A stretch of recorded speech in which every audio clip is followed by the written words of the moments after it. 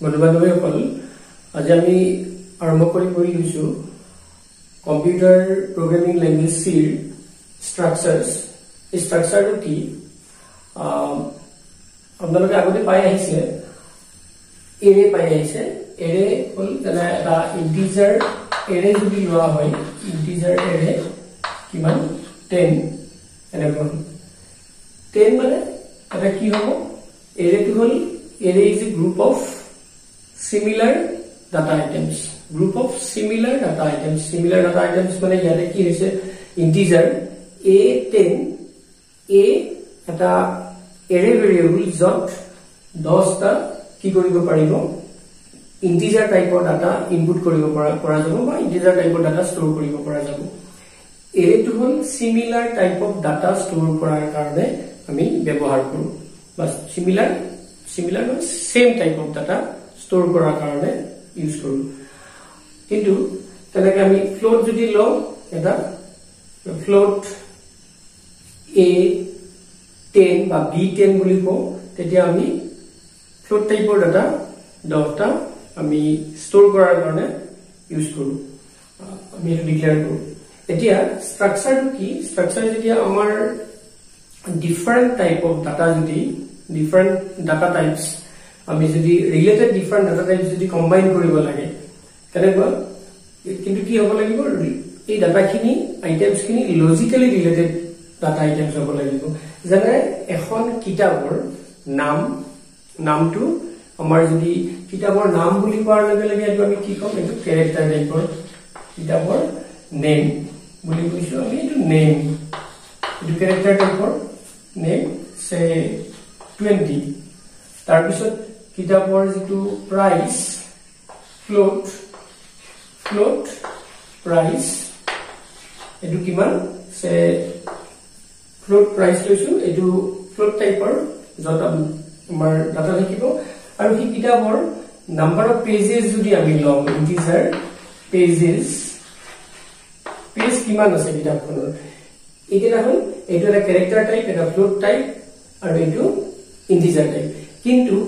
এইটো এই গোটেইখিনি হল এখন কিতাপৰ মানে কি ডাটা আইটেমস এখন কিতাপৰ তাৰ মানে এই এনেকুৱা ধৰণৰ ডাটা আইটেম যদি আমি কি কৰিব লাগে কম্বাইন কৰিব লাগিলে আমাক কি লাগিব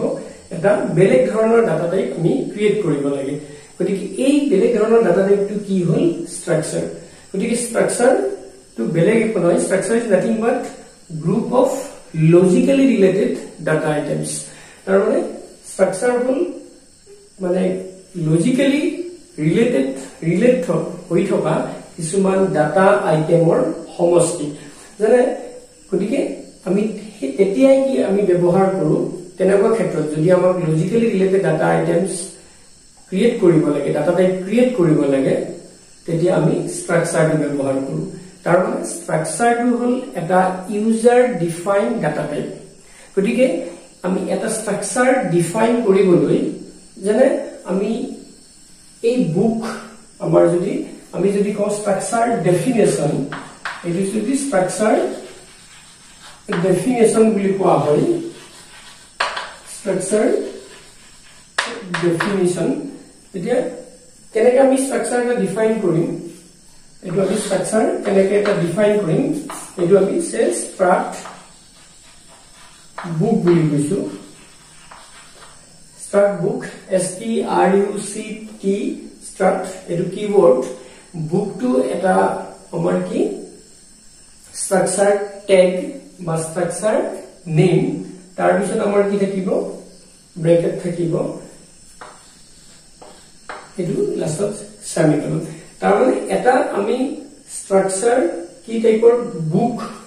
এটা ডিফাইন কৰিছো কেনেকুৱা এটা নতুন ডাটা টাইপ ইউজাৰ ডিফাইন এটা এটো কব ইউজাৰ ডিফাইন ডাটা টাইপ এটা ক্ৰিয়েট কৰিছো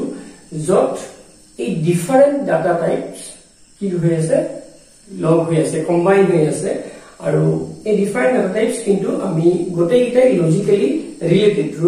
ৰিলেটেড মানে এখন কিতাপৰ নেম কি book name book price and book number of pages of this book so এটো হল স্ট্ৰাকচাৰ ডেফিনেশন এই স্ট্ৰাকচাৰ ডেফিনেশনত এটো কোৱা হয় এই যে বুক থাকিল এইটো বুক টু কোৱা হয় স্ট্ৰাকচাৰ ট্যাগ বা নেম বুলি কোৱা হয় স্ট্ৰাকচাৰ ট্যাগ বা স্ট্ৰাকচাৰ নেম আৰু এই যে নেম প্ৰাইস পেজেস এইবিলাক আছে এইবিলাক কোৱা হয় এইকেইটা কোৱা হয় স্ট্ৰাকচাৰ member structure member বুলি কোৱা হয় এটা কোন কেটা এই যে নেম প্ৰাইস পেজেস এইকেটা স্ট্ৰাকচাৰ member বুলি কোৱা হয় বা স্ট্ৰাকচাৰ এলিমেন্ট বুলি কোৱা হয় এতিয়া আমি যেতিয়া এটা স্ট্ৰাকচাৰ নলগে নিশ্চয় বুজি পালে আমি স্ট্ৰাকচাৰটো কিয় ব্যৱহাৰ কৰিব লাগে তাৰপিছত আমাৰ স্ট্ৰাকচাৰটো কি গম পালে এটো হ'ল স্ট্ৰাকচাৰ ডেফিনেশন আমি যেতিয়া এটা স্ট্ৰাকচাৰ এটা ডিফাইন কৰিলে কি নকৰে it does not create any space in the memory মানে RAM ই কি নকৰে কোনো ধৰণৰ স্পেস এলোকেট নকৰে just compiler knows about the structure of the book compiler মাত্ৰ জানিব কি হি বুক নামৰ স্ট্ৰাকচাৰ এটা আছে যত এনেকুৱা logically related different data items কি কৰা হৈছে ক্ৰিয়েট কৰা হৈছে গতিকে কম্পাইলাৰে মাত্ৰ জানিব কোনো ধৰণৰ স্পেস এলোকেট নকৰে স্পেস এলোকেট কেতিয়া কৰিব আমি যেতিয়া এনেকে কি কৰাৰ পিছত স্ট্ৰাকচাৰ ডিফাইন কৰাৰ পিছত আমি স্ট্ৰাকচাৰ মাৰ স্পেস আমি ভেৰিয়েবল ডিক্লেৰেশন আমি কেতিয়া কৰিব আমি এইটো struct আমি লিখিছো এই কিওয়াৰ্ডটো তাৰ পিছত এই যেটো ট্যাগ আছে বুক এই বুক ট্যাগটো ব্যৱহাৰ কৰিছো বুক ট্যাগ এতিয়া b1 আমি এটা স্ট্ৰাকচাৰ ভেৰিয়েবল ক্ৰিয়েট কৰিছো আমি যেনেকে নৰমাল ভেৰিয়েবল ডিক্লেৰেশন কি কৰো more than one variable we can declare at one statement similarly আমি ইয়াতে কি কৰিব পাৰো more than one variable one structure variable can be declared so b1 b2 এনেকে আমি b3 এনেকে structure variable কি কৰিব পাৰো ডিক্লেয়াৰ কৰিব পাৰো আমি যেতিয়া structure variable এনেকে ডিক্লেয়াৰ কৰিম তেতিয়াহে ই স্পেস এলোকেট কৰিব মেমৰি গতিকে ই স্পেস এলোকেট কেনেকৈ কৰিব ইয়াতে নেমত কিমান আমি দিছো 20 space 20 byte আমি এনেকে চাও গতিকে এটো নেমত এটো 0 1 2 up to এনেকে 19 লৈকে যাব 19 20 যেটো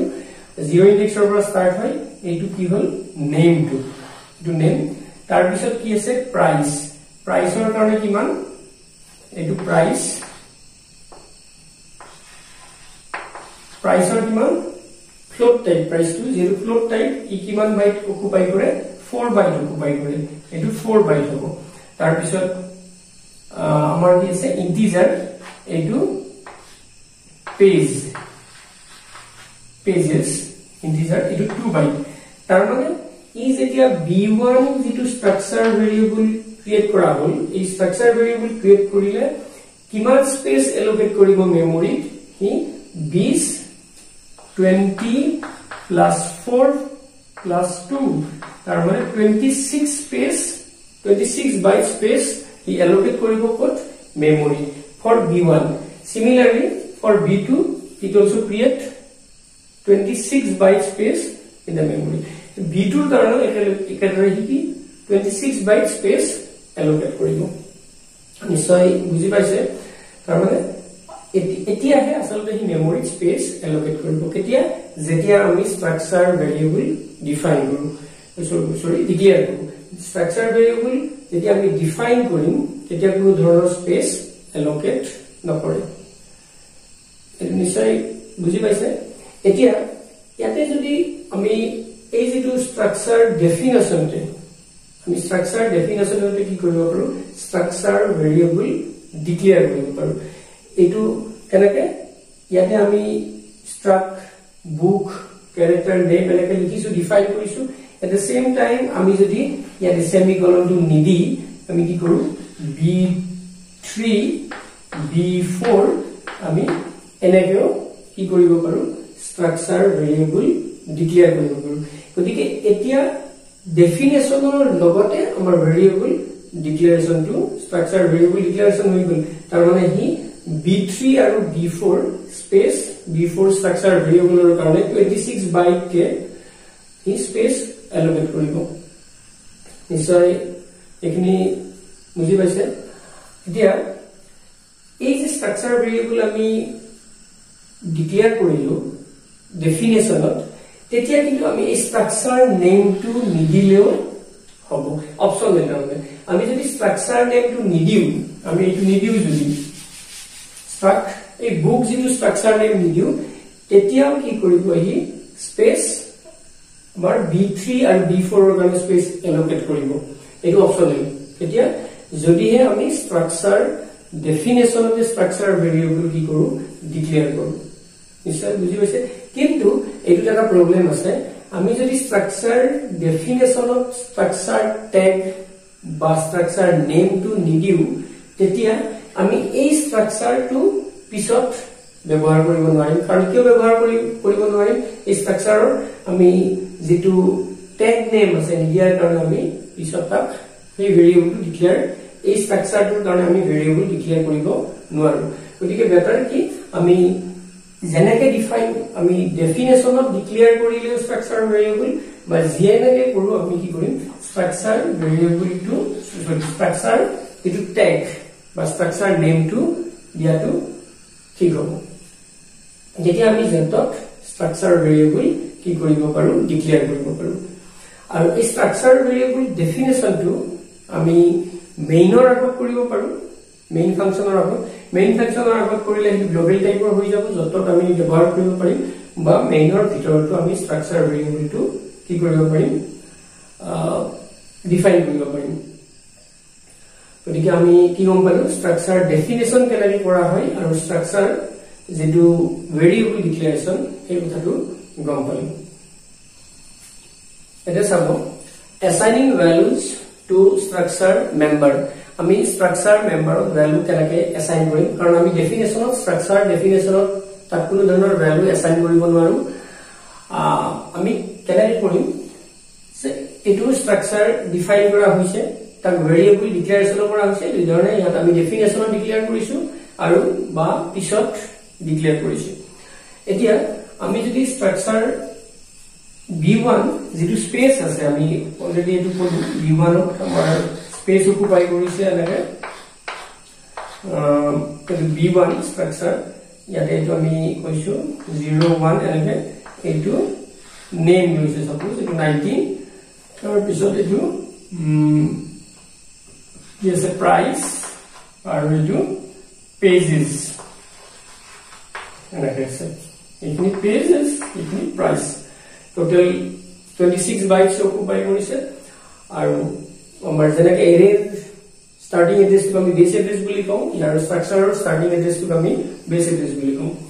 এতিয়া আমি b1 যেটো স্ট্ৰাকচাৰ ভেৰিয়েবল তাৰ স্ট্ৰাকচাৰ মেম্বাৰত কেনেকৈ এসাইন কৰিম আমি b1 ডট আমাৰ সাপোজ কি লৈছো pagesত আমি দিছো 270 pages বা 270 pages assign কৰিছো এটো কি বুলি কোৱা হয় ডট অপাৰেটৰ b1 pages কি কেনেকৈ আমি pages of structure variable b1 meaning to pages of structure variable b1 so এই যেটো এইটো ডট অপাৰেটৰ বুলি কোৱা হয় বা ডট বা আমি ক'ব পাৰো মেম্বাৰ অপাৰেটৰ বা ডট অপাৰেটৰ বুলি কোৱা হয় এই ডটেৰে এক্সেস কৰা হয় এতিয়া আমাৰ কি হ'ব এই b1 ডট পেজেছত 272 এসাইন হৈ যাব সিমিলাৰলি আমি যদি b1 ডট কি কৰো প্ৰাইস কৰো প্ৰাইসত আমাৰ কি হ'ব প্ৰাইসে 390 কৰিছো এটো ফ্লোট যেটো আমি আগে দিছো তো 392 কোড যাব এটো প্রাইস হল যাব 390.00 লাইক আসাইন হ'ব আমি যদি নেম টু এসাইন কৰিব খুজিছো b1 অৰ আমাৰ তেতিয়া আমি ডাইৰেক্ট এই অ্যাসাইনমেন্ট ইউজ কৰিব নোৱাৰো আমি এটা ফাংচন ইউজ কৰিব লাগে আমি আগৰ ভিডিওত আপোনালোকে যদি চাই আমাৰ প্লেলিষ্টত সি প্ৰগ্ৰামিং বুলি আমাৰ প্ৰিজম ক্লাसेस পাঠশালা যেটো চেনেল আছে ইউটিউব চেনেলটোৰ এই প্লেলিষ্টত গলে প্লেলিষ্টত আপোনালোকে সি প্ৰগ্ৰামিংৰ আগৰ ভিডিও বিলাক চাব তাত আমাৰ কিছুমান ফাংচন পাব আৰু এই ফাংচনটো তাতো ইউজ কৰা দেখুৱা হৈছে str cpy string copy code কৰা হ'ব b1.name কি এটা আমাৰ বেসিক বা কিবা এটা নাম এটা দিছো এই ডাবল কোডত এইটো স্ট্ৰিং এইটো কোড এসাইন হ'ব এনেকে বেসিক টু নেমত গৈ এসাইন হ'ব এইটো হল আমি এনেকে কি কৰিব পাৰো ডট অপাৰেটৰ বা মেম্বাৰ অপাৰেটৰ ব্যৱহাৰ কৰি তাৰ স্ট্ৰাকচাৰ মেম্বাৰত আমি এনেকে বেসিকত গৈ এনেকে নামটো আহিব এনেকে আমি এসাইন কৰিব পাৰো এটো এক ধৰণ নিশ্চয় বুজি পাইছে আৰু যদি আমি এটো কি আমি এসাইন ডাইৰেক্টলি কৰো আৰু বা যদি scanf ফাংচন যদি ব্যৱহাৰ কৰা হয় scanf ফাংচন ব্যৱহাৰ কৰিলে কি হ'ব scanf ফাংচন যদি ব্যৱহাৰ কৰা হয় পাৰসেন্ট আমাৰ যদি কোড কৰা হয় আমি পেজত কৰিছো পেজেস টু কি আছে ইন্টিজাৰ টাইপ %d আমি ampersand b1.pages আমি এনেকে scanf ফাংচন ইউজ কৰি সেমিকোলন পাৰো তেনেকে যদি আমি কি কৰো %d আমাৰ প্ৰাইসত %f